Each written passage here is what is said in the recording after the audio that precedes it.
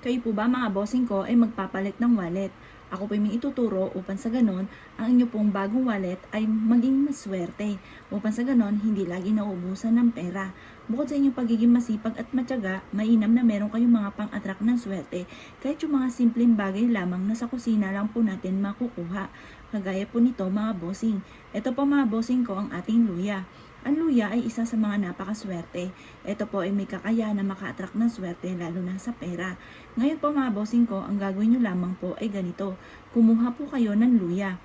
Kapag ang luya po ninyo mga bossing ko ay tuyong-tuyo na, mas maganda po yun. Kasi ang luyang tuyong-tuyo na ay masigit na nakaka-attract ng swerte. Kung ikukumpara mga bossing ko sa bawang, ang bawang kailangan laging fresh. Pero powerful din po yun na pang-attract ng swerte lalo na sa pera at pantaboy ng mga kamalasan. Ang luya naman, mas natutuyo po siya, mas nagiging powerful po siya ng